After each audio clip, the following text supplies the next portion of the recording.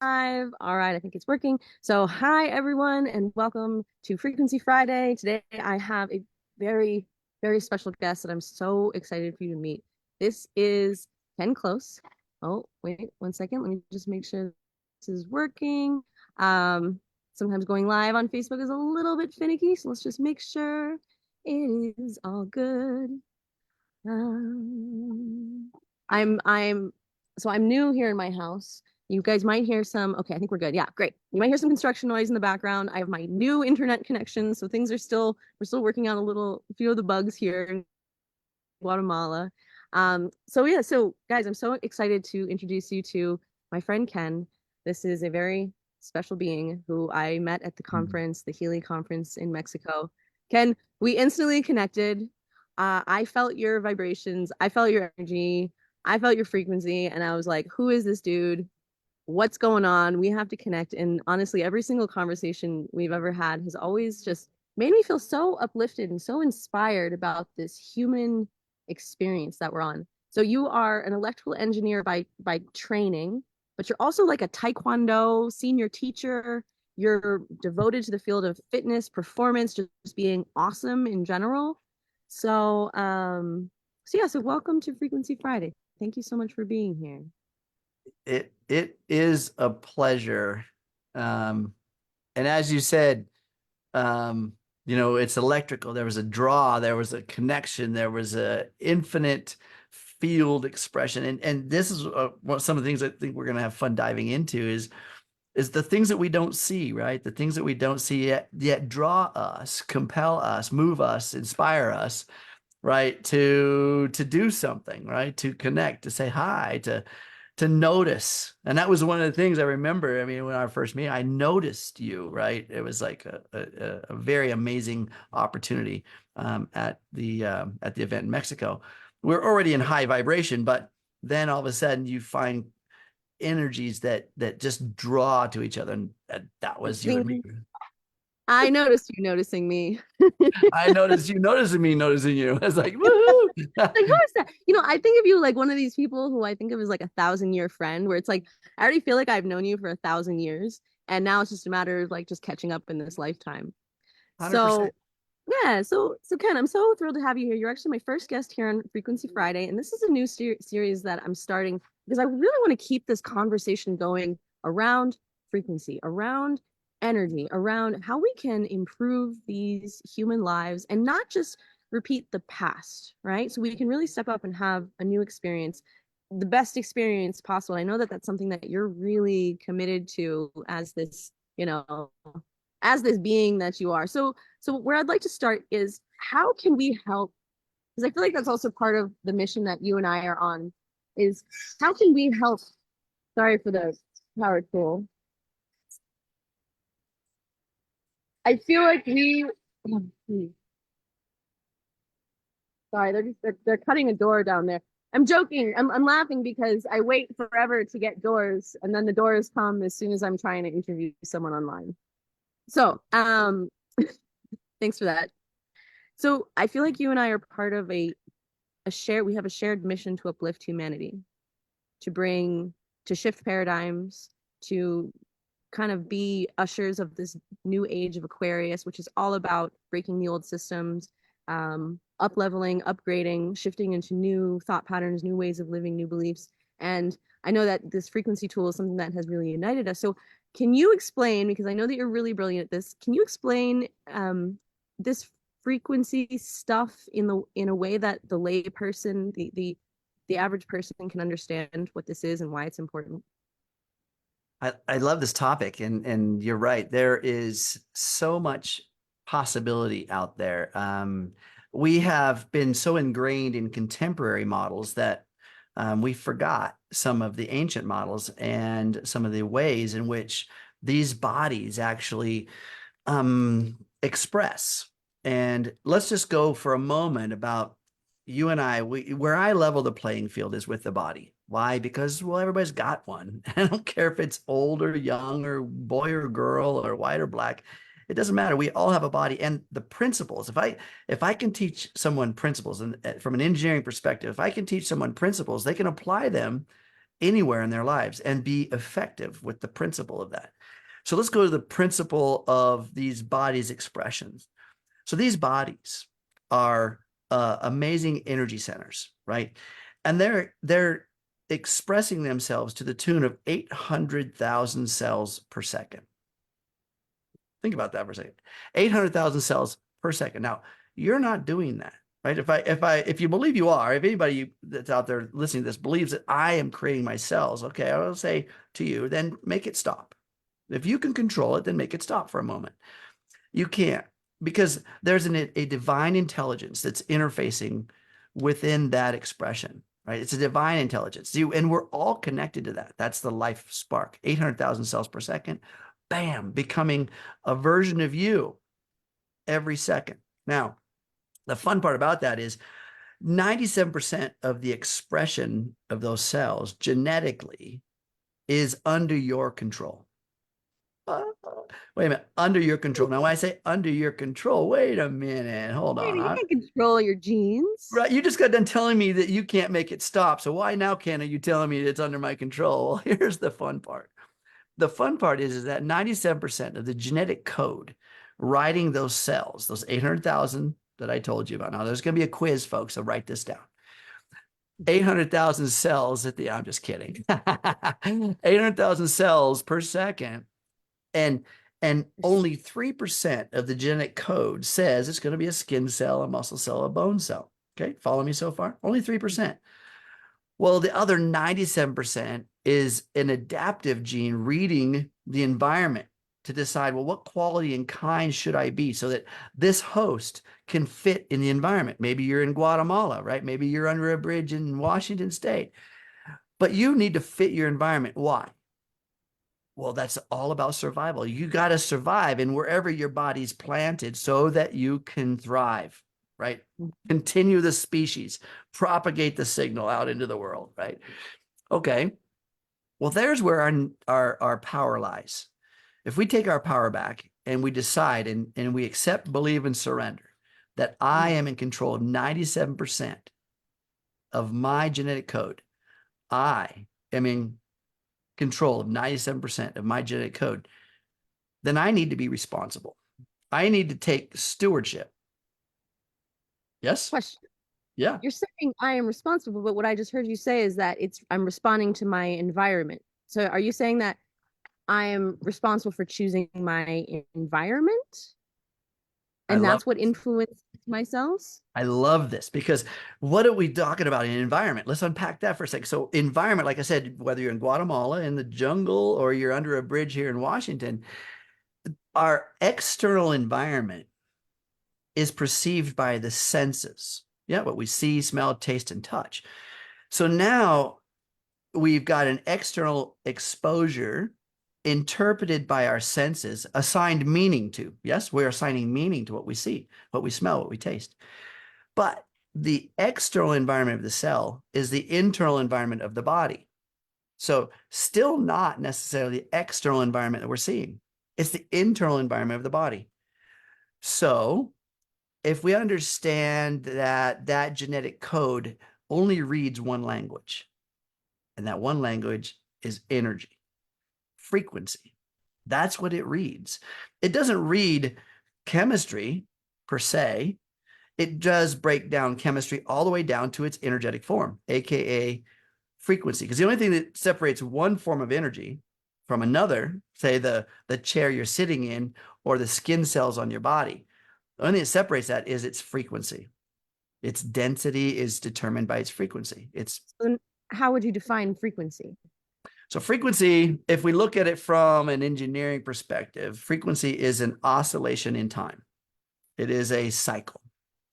Okay, so a frequency has a pattern, what we would call a waveform pattern. Now, the pattern in a waveform can be a nice smooth sine wave, like there's waves on an ocean.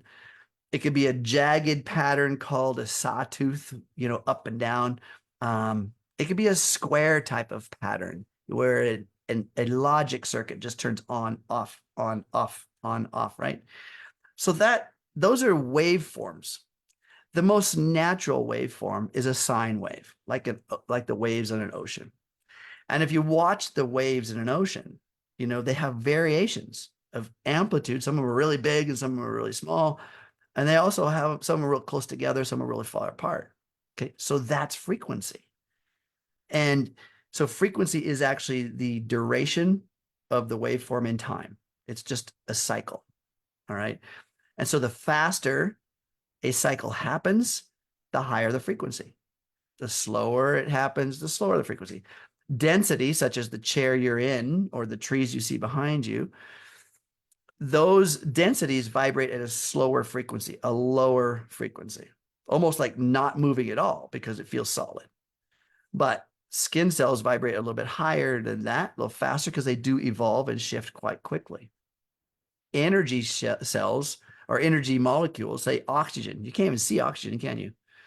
But it still has a frequency, right? It still has a frequency, and we can measure that frequency.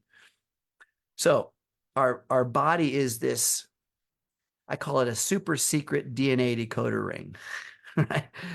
It takes the content of what comes in and breaks it down into genetic coding, or even further down than that into energy fields. And then it utilizes it, right? It uses it for whatever you're trying to accomplish. So back to that 97% of the genetic code that's adaptive, it reads, like I said, one thing: frequency. And everything has a frequency. So if we're eating food, right, our digestive system breaks it down into chemistry, and we can then take chemistry and break chemistry down into frequency, into energy. Everything has its own code. All right. So now we're breaking food down, and then the body understands that food based on its frequency and utilizes it for different things, actions, and creations within the body. So what else has frequency? Emotion. Emotion has frequency. Everybody knows what it feels like to be angry. Yeah. You also know what it feels like to be in joy or in bliss, right? You know these feelings, and these feelings, when we have a thought creates particular signaling systems, chemistry to go into the body to have the feeling. Okay. The feeling has a very distinct frequency to it. And that frequency is written into that 97% of the adaptive DNA. So if you're angry all the time, guess what kind of genetic codes you're building? How many cells per second? 800,000 cells per second, and you've been angry all day. How much of your body has been written with an angry cell expression? Now, some of that's bone cells, some of that's muscle cells, some of that's brain cells. But the key thing is those cells are becoming a version of you that propagates the expression of anger just better. You just get more efficient at being an angry human being because you've practiced that, right? This is just physics and genetic coding and epigenetics. This is just the way science works. But we feel like, oh my gosh, it was that person that made me angry, so it's their fault, and I can't get beyond that. I'm justified in being angry. Absolutely true. All of that, 100% true. However, are they suffering for your anger? No. You are the one in a state of chaos. Your cell systems are being built to the tune of what? 800,000 per second, under the influence of this frequency, AKA emotion. So I'm not saying that being angry isn't justified. I'm not saying that being sad or remorseful or grieving isn't necessary. But the point is for how long will you choose to be in that frequency? How long will you carry the experience that triggered the feeling on and on and on? When will you decide to let that why I got angry for a moment let go? It was a moment. It happened. Okay, bye. We let it go. And we become a new version. And even in the moment of an experience, what our senses are taking in, I want everyone to understand that our senses are taking in content. right? 74% of what you ingest as information is visual, right? What we're visual, what we see. But what we hear, what we taste, what we smell, all of that is sensory inputs going in. And I would guarantee you, if any of your audience out there is over, say, the age of 35, which some are, yeah, that you've probably assigned meaning to almost every emotional trigger in your life, right? Like I'll offer you this thought. Like, did you just now make up joy, what it feels like to feel joy? Did No, you? of course No, not. no. So you assign meaning somewhere in your life. We assign meaning to these biological feelings in the body, and just a little hint.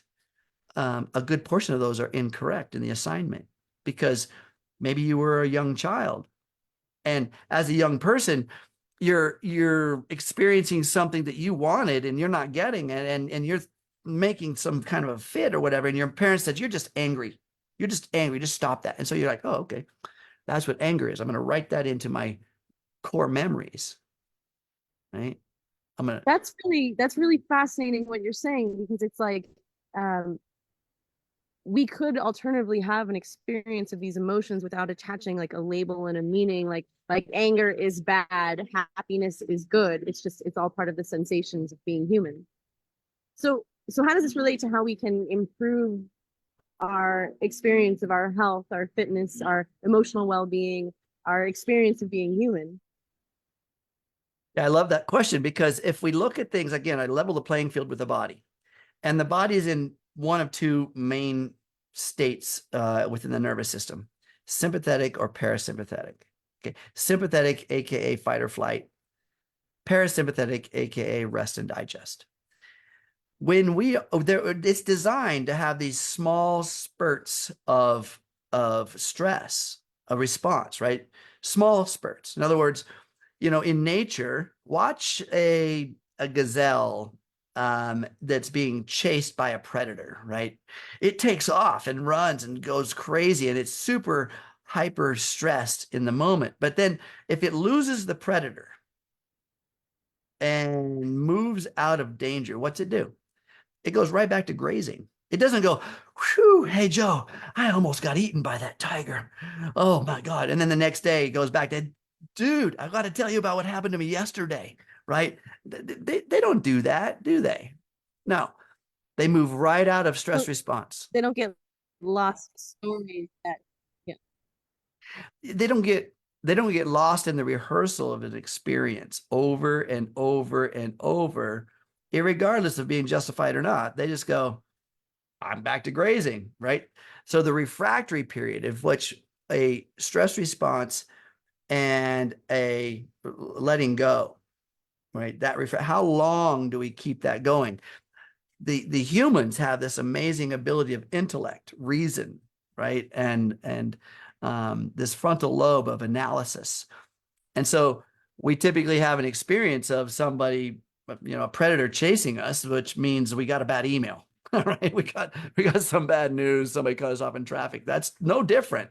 The body doesn't know the difference between, being chased by a predator or some bad news that we got from some experience. It just responds in the same way. Why? Because we have a thought that believes it. We believe that particular outside sensory perception, reading the email, we have assigned meaning as it's bad. And then the biology has to allow for that belief to come to fruition, the three-dimensional body. So what are we practicing?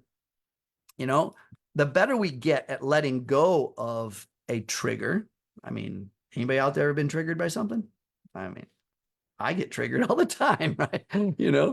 But there's nothing wrong with Oh, that.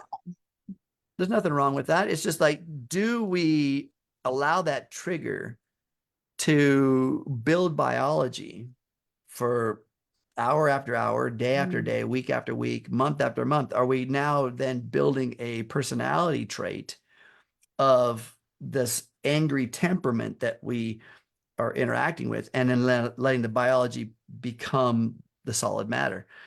This is our power. Go ahead. So would you say then this is how some people can actually make themselves sick through their thoughts, 100%. or they can Because contribute to the sickness of the body?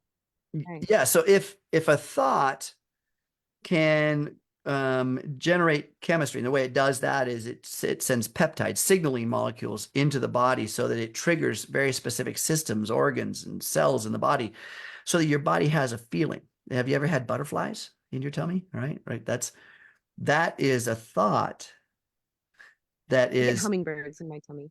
I love that. I love that. I get butterflies, I get hummingbirds, I get sparkles, I get rainbows. I don't whatever. I get all that fun stuff in my time. So those are feelings, right? And that's a thought that is then it already has a meaning assigned to it, right? A thought, and you're taking in content from your senses. Like you see an amazing sunset, right? And you remember a sunset when you were with maybe some friends or some romantic experience, and that memory comes forward, and the signaling molecules go into the body and then turns on very specific systems in your body so you can feel it. You can feel it, right? And the body does not know the difference between an experience you've made up in your mind or one that you're having in the three-dimensional space. The body just becomes the emotional content of the experience. Emotion is to the body as thought is to the brain, and the two enrich the life's experiences. And my belief 100% is that the meaning of life is experience. It's experience, right? I mean, what else is there to do? Experiences. So the key thing I believe is that when we understand how to take our power back and we understand how the body expresses itself biologically, um, physically, and we can say, okay, well, if I believe in epigenetics and I believe what Ken's presenting here, then I probably could create a body that's in bliss all the time. Okay, tell us how to do that. Okay. So the biohack, folks, is to pay attention, is to be aware. If we could work one muscle, and like you mentioned earlier, is my background, I'm not worried about trying to heal a disease or a disorder, but I'm about performance. How do I go to the next level? How do we build a model that is that we can improve ourselves? And whether it be in martial arts or in just being a healthy person. If we understand that we've got this ability, then it might make sense to pay attention to your thoughts, right? Be aware of your thoughts, because how many times have you caught yourself daydreaming or in a thought, a rehearsal of something that somebody said or something you wish you hadn't done over and over and over, and you're like, oh my God, how long have I been rehearsing this? And if we look at 800,000 cells per second under that biological trigger, that frequency, go back. And if you've done it for a whole day, how many seconds are in a day? You know, A lot. 86,400 That's math.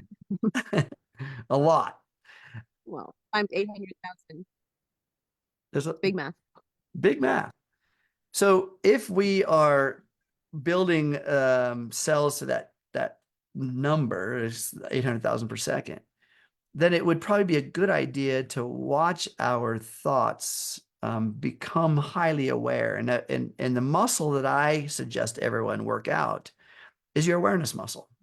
And is to start paying attention to what you're thinking about. 60 to 70,000 thoughts a day. That's just neuroscience, by the way. 60 to 70,000 thoughts a day is what we are typically engaged in, right? So I think it's a good idea to pay attention to what those thoughts are. 80 to 85% of those are the same thoughts as yesterday, right? So if we're not having new thoughts, we're creating and generating the same frequencies for genetic expressions to the tune of 800,000 cells per second. and we're trying to change some aspect of ourselves, do you think it's going to be very successful? I Probably. think it's going to be an uphill battle because we're dealing with a foundation that has a certain inertia. Yeah. So how do we shift all of that? And again, the better we get at becoming aware of what we're thinking about. Now, can environment shift and change that? Absolutely. If we're in a stormy environment, right, it's really hard to allow the sensory input, the content coming in from what we see, feel, taste, and smell, to be positive or be non-stormy, right? To just not be stormy. Because why? Well, because everything we see, taste, and touch feels stormy. Okay. Well, there are ways in which we can get beyond the environment, and that means removing the senses from the equation. How do we do that? What do you mean removing the senses from the equation? Aren't we these beings with these senses that we're experiencing our reality with? 100%. But if they're not serving you well, and we're in a state of chaos and disorder, right? We're in a moment and we haven't figured out how to pay attention to our thoughts. We haven't figured out how to manage these emotional responses. If we haven't figured out how to let go of the past, then maybe a practice in letting go of the senses would be helpful. And that would be a simple practice of closing your eyes, putting on some music in the ears that it's not, harsh sounds, but non-verbal binary beats and sounds and content that helps to down regulate the stress response. Maybe a beautiful smell of incense or aromatherapies and things like that, right? To really give the olfactory nerve something different to work on.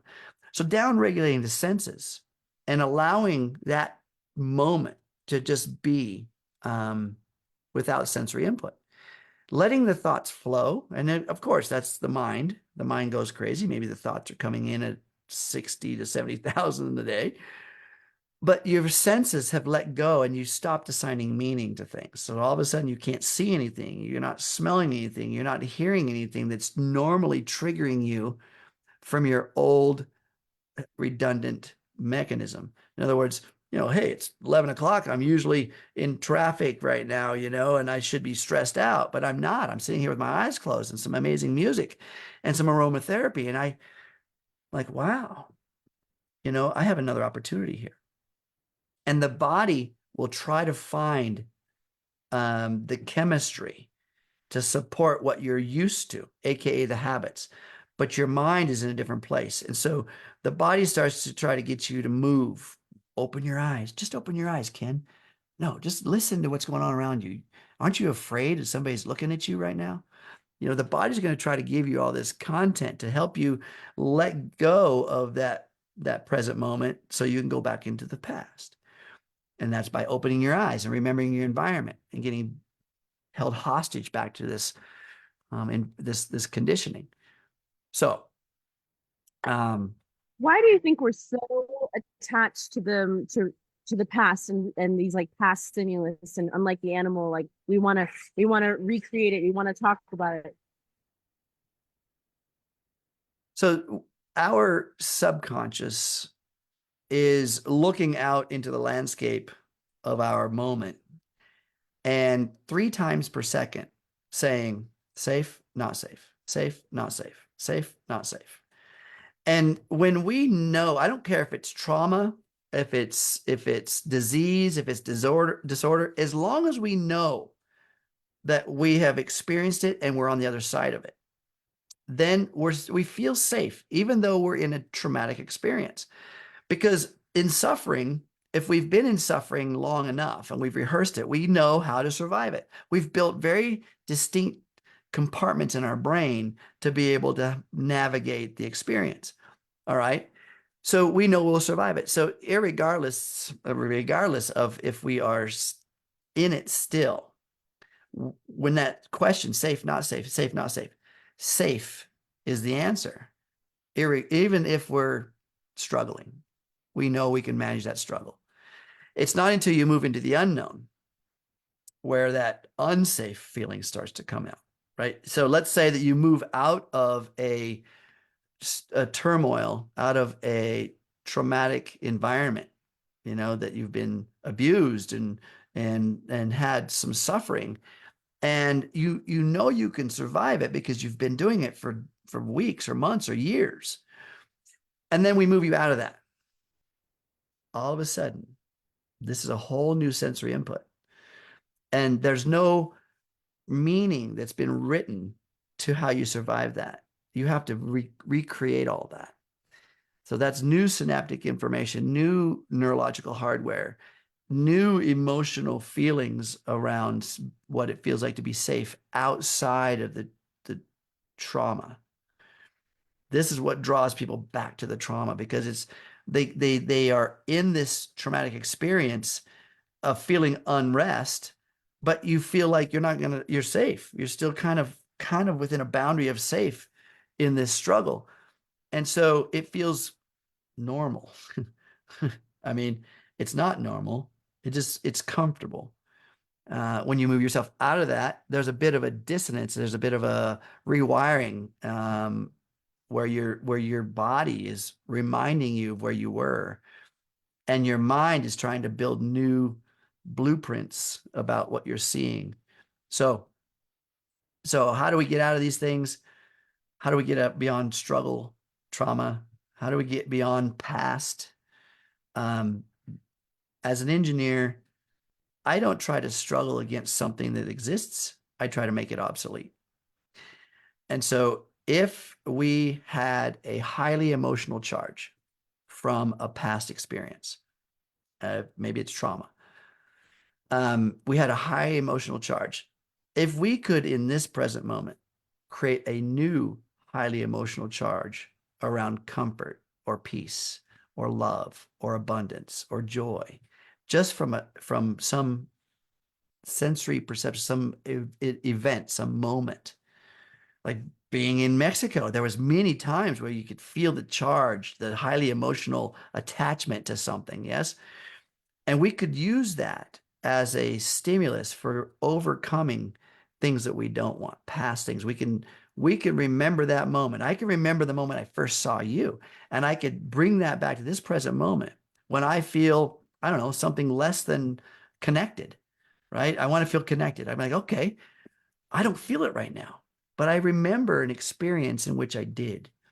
And I can close my eyes, I can vision that moment, and my body does not know the difference between something I make up in my mind and something that was happening in the three-dimensional space in Mexico. The body just says, I'm in. I will build genetic codes to the tune of 800,000 cells per second to help you feel it and become it. Right? It makes sense? Yeah, that's incredible. And this could go for remembering a past experience, or this could also be applied to using your imagination to create something that hasn't actually happened Oh and my still God. get the benefit of. And this reminds me, people are always saying, you have to give yourself the love that you're searching for on the outside. You have to give yourself the experience. You don't look for it on the outside, but it's always like, but how? Like, well,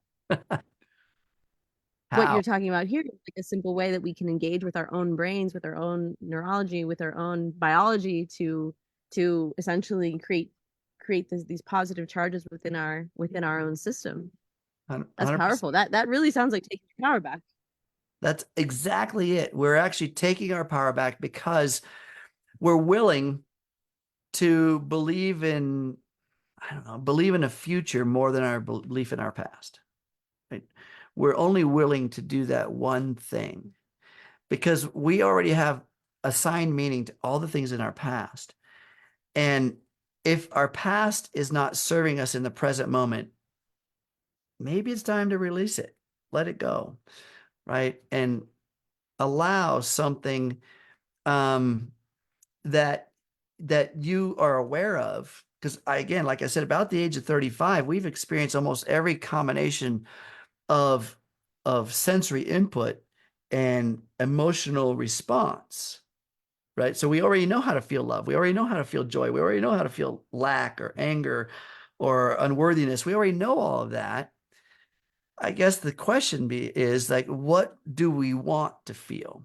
And if we have a reference point as to what created it, Bam. Let's bring it back to the present moment and feel it. Let's rehearse that experience that generated joy. Let's rehearse that in the mind because it's going to send peptides, messengers, chemical messengers in the body to feel that. And again, the body does not know the difference. You don't need that past person, place, or thing to bring the emotion to the body in the present moment. You don't need that. It's a memory. It's already there. It's a resource for you. So if a past experience belongs in your future, fine, rehearse it, use it. If it doesn't, don't. It's too often we rehearse some bad thing that happened to us. Like I said something stupid yesterday, and like every time I think of what I said, and every time I remember the person I said it to, I'm engaging two things. One, the experience in my body, and two, a signal into the field to their body. Right? So, how about that? It reminds me of what you said about the animals. Like the animals aren't replaying the experience, but our human brain is. So it's like we have this incredible gift, but it can also be something that can literally harm us if we're misusing. 100%. That's what I'm talking about. So this intellect, this frontal lobe, the orchestra leader over the whole organism, right? This is the gift that we were given, this evolution of this frontal lobe. It's 40% of the brain, right? And it is the quote unquote intellect that can override nature. It can override anything. It is the seat of our free will. And free will is more powerful than God's will.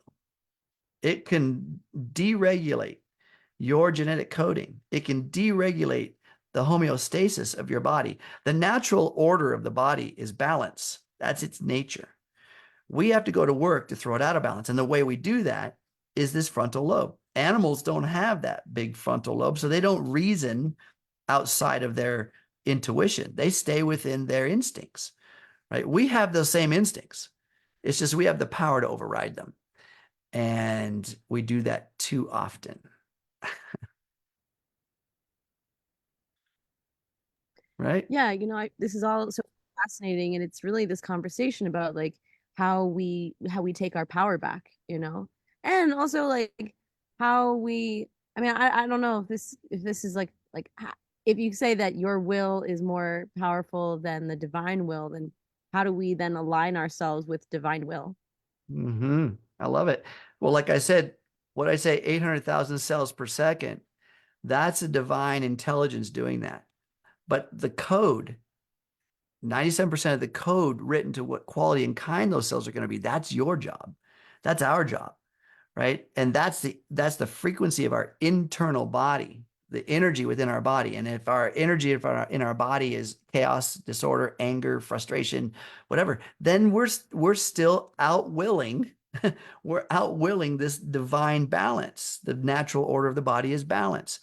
But our frontal lobe is saying, yeah, but I'm justified in being angry right now. So I'm just going to be angry. Let me throw my tantrum. No worries. Go ahead, do it. But keep it short.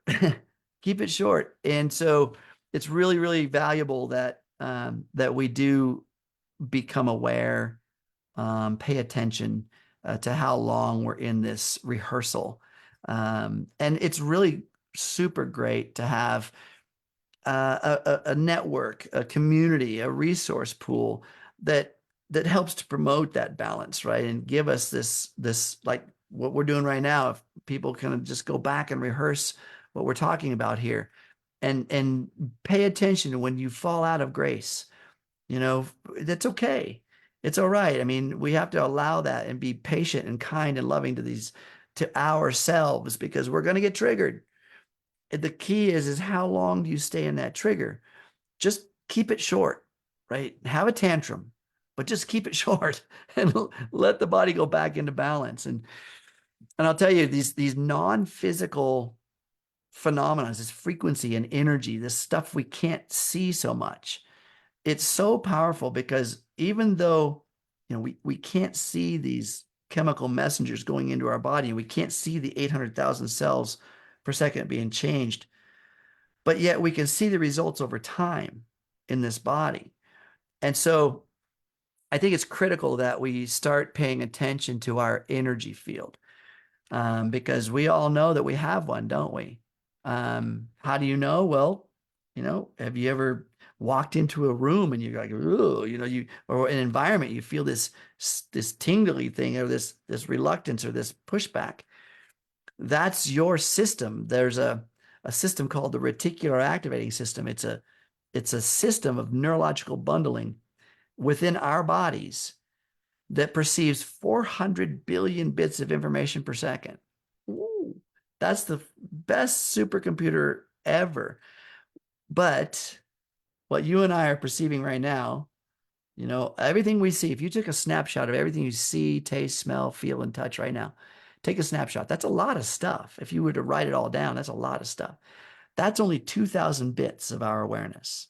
2,000. 400 billion bits of information through the reticular activating system, 2,000 bits in our consciousness. So 400 billion, I'm reaching my arms way out there, too wide. You can't. So there's a lot of stuff going on in the background that we really aren't consciously aware of. And yet that's what's reading the environment, the energy fields that you're experiencing. And so when you meet somebody and you're like, oh my God, I've known you forever. I just love you right now for no reason. Right? That's this reticular activating system interfacing with the divine, connecting souls, connecting through this divine field of information, this veil of consciousness, right? We're tapped into that. And the better we get at listening to that, because how many people get that feeling, right? Oh my God, this person doesn't feel right, but boy, they're sure pretty. I'm gonna keep following. Ah, I'm gonna keep following this signal. Woo, right? And your something tingly doesn't feel senses, right. yeah, your tingly senses say, back off, run, don't do this. And what happens? What happens? A week, 6 weeks, 6 months, 6 years down the road, all of a sudden you're like, damn, why did I start this? Right? If we got really good at being aware, like I said, let's build this awareness muscle. If we got really good at that, we would listen to that 400 billion bits of information that's going on behind the scenes. We would pay attention to our thoughts. We would be mindful of the steward we are for this body, right? And then guess what we would build? Wow. Well, let me guess. Let me guess. Um, I think if we really took seriously everything that you're saying, I think we would be absolutely impeccable with what we chose to expose ourselves to, because this kind of goes back to the original question of like, okay, if I understand my reality, these 4 million bazillion bits of information I'm receiving, I want to make sure that I'm tuning into things that uplift me, that support me, that feel right, that feel like they're resonating according to divine will, which I've heard that you can know if you're in the will of the human and the ego if you're restless, irritable, discontent, anxious, angry, depressed, right? But we know that we're in divine will if we're at peace, accepting, kind of in that flow, joyful, right? So I think that we would be incredibly intentional and act like everything matters and use whatever we could to make sure that we're aligned with the highest vibration possible, knowing that it's having a big impact on the ways that our cells manifest and how our life manifests. That's just my. No, 100%. Because you said something significant there. That when we feel agitated, irritated, whatever, that's the sympathetic nervous system, right? That's the fight or flight, right? And that is creating whole different biological expressions. When we feel at peace, at wholeness, in love, and in kindness, that's the parasympathetic. That's the rest and digest. And the body can't heal. It does not heal. It's not time for healing when you're in fight or flight, right? And when we are when we're in fight or flight, I hear people, I work with a lot of people in terms of performance. So nutrition is a big deal, right? In the contemporary world. So we talk about organics, we talk about non-GMO, we talk about, bioavailability of content, all that kind of stuff. Those are great, important things. And so you can eat the most organic, bioavailable, non-GMO meal.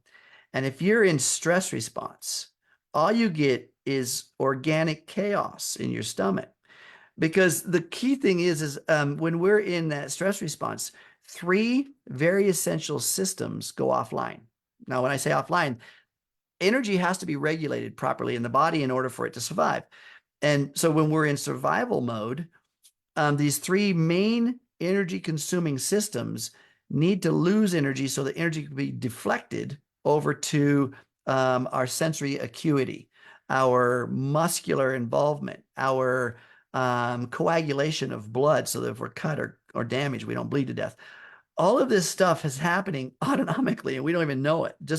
And that's just because we're pissed off, right? We're just in a state of chaos or disorder.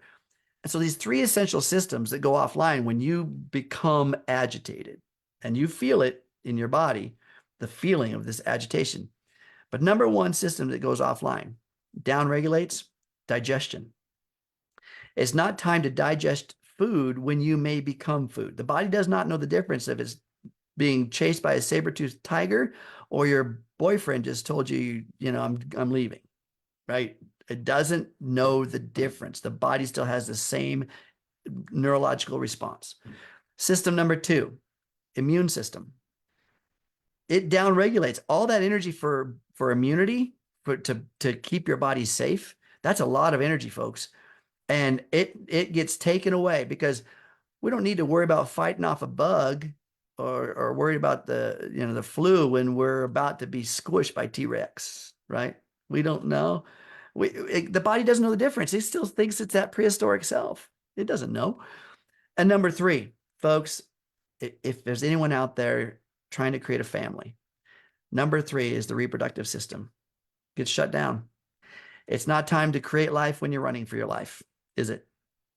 And it's certainly not time for romance when you're in a state of chaos, right? So the libido gets downregulated. The reproductive systems for that function, there's a lot of energy there to create life, a lot of energy there to create bliss, right? When you're in relationship with someone. And that's not necessary when you're in fight or flight. So all that gets shut down. I don't like the word shut down so much. Down regulated. The energy gets reallocated, right? So it makes sense that people are, that are eating well, but stressed out, are still not seeing results. They're not moving the needle on health very much. Makes sense that people that are in high stress response are sick all the time, right? Their body's sick. It makes sense that young families are not able to, create the family they want when they're just trying to make ends meet.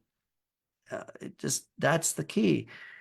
So we know the problem, and I already told you the solution. The solution is to let go of your senses, folks. Spend 5 minutes a day. 5 minutes a day. Grounding, breathing, and letting go of the senses. Let them go. I don't care if it's in prayer, if it's in meditation, if it's in just being in the present moment. Just do it for 5 minutes. And preferably 2 very distinct times in your circadian rhythm that's the most effective. It is the moment in which we transition from theta through alpha up into beta as we're waking into our day. We're waking up, right? We're becoming aware. And before you look in the mirror, before you go and rehearse, oh, shoot, there's that blemish right there. There's that thing right there. Oh, there's that me that I don't like so much. Before you do that, spend 5 minutes in gratitude. Spend 5 minutes letting go of the senses. Spend 5 minutes in creating who you do want to be. Just 5 minutes.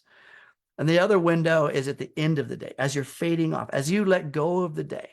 Just say that to yourself. I'm letting go of this day, right?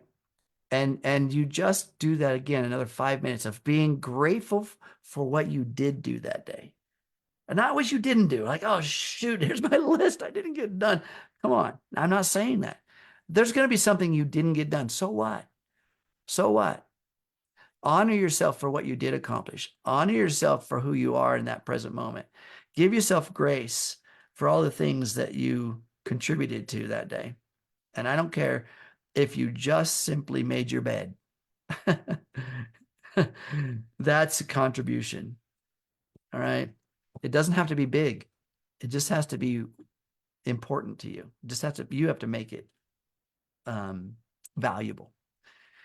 So what I'm hearing you say is the importance of really practicing selective focus, where we are making an intention to let go of the story, let go of, the external stimulus. And when I, sorry, it's sawdust.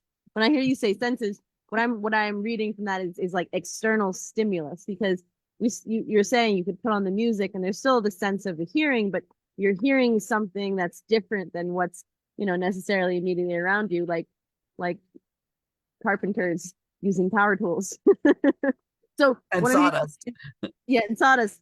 What I'm hearing you say is the importance of creating these moments and places and spaces in your life where you're exposing yourself to stimulus that actually activates your parasympathetic nervous system to allow your body to do what it is meant to do, which is heal. Because if we're always in this state of stress, our digestion goes off, our immune system goes off, our reproductive system goes off, all of these things go offline. And then it's no wonder that people, have a lot of problems.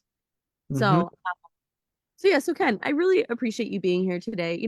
This series is something that I'm really excited about, just with bringing this wisdom and awareness to people's lives, that we are here to shift the paradigm of just seeing ourselves as these like physical beings. We're energetic beings, we're electric beings, we're magnetic beings. There's so much more than just be perceived. So if there's one last message that you would want to leave people with in order to shift their understanding around this world of energy and frequency, and this theme of taking responsibility for their lives and taking their power back, what is that one message? I love that. And so what I would tell the world is that we know we have one shot, this life right here, right? To make a difference or to build an experience that we're proud of or we enjoy. But I think that I would say that if you were to believe in possibility, and we could let go of the past, and focus on one thing, what I do want, just that one focus, what I do want, and build a model around that, even if it's only in your mind, because the mind will solidify that into material form in the body. I guarantee you, 800,000 cells per second. So let go of the past. If I know I'm not saying that's an easy task, but practice. All it is practice. And if you're not doing it really good yet, well, that's okay. You're just not great at it yet. It's okay. Practice building a model of what you do want. Rehearse it without sensory input. Just rehearse it. Make up a movie. I always say make shit up, right? And the truest, most authentic method of doing that is this movie needs to incorporate you as a character. How will you dress? How will you speak? What will you eat? Where will you go? Who are your friends? What do you want to be around every day? Make a movie. You're the producer, you're the actor, you're the copyright, you're the entire cast. And when you build a movie like that, the quantum field will shift on its axis to give you breadcrumbs and synchronicities for you to it to come to fruition. It's the law. So there you go. Wow, Ken, This has been so fascinating. I really appreciate you coming on and being a guest here on our channel. You have such an incredible mind, and I feel like I could listen to you all day. And I feel like tapping in with you is part of, like, in a way, like energetic maintenance, just to because it's easy to get kind of lost in the fabric of the illusion of this reality and everything that we've just been so deeply entrenched to believe about ourselves. But I love I love what you're sharing because it's really about blowing the top off what is possible so we can really, really expand in new Mhm. directions, really take our power back, really live our best lives and live into that future self instead of just replaying the past, replaying the traumas, replaying that the cell, literally like the cell structure of the body of the past. So we can literally have a new body, a new mind, a new life. Like, wow. So thank Yep. you so much. If people want to learn more about you, if they want to find you, if they want to work with you, um, where do we go to learn more about you, Ken? Probably my social media, Kenneth, KENNETH .close, CLOSE on Instagram. Jump in there. That we can go from that point as to where we go. And remember, you are the greatest adventure. So this is, I mean, we are an adventure. And the better we get at that one thing, be curious, venture out, let go. So tune in, Kenneth.close. You can get a hold of me there. And I would love to talk with you and expand on this. You're muted. Oh, I mean, I was just saying, Ken, thank you so much. It's been such a pleasure. Thank you for joining us here today. And I look forward to chatting with you more. Fist bump. Let's do it. Booyah. All right. Thanks, everyone. Yeah, you know where to find him on social media. Go search out Ken, and I will see you guys next week for the next installment of Frequency Friday. It's all energy, baby. Mwah. All right. Bye, everyone. Bye bye.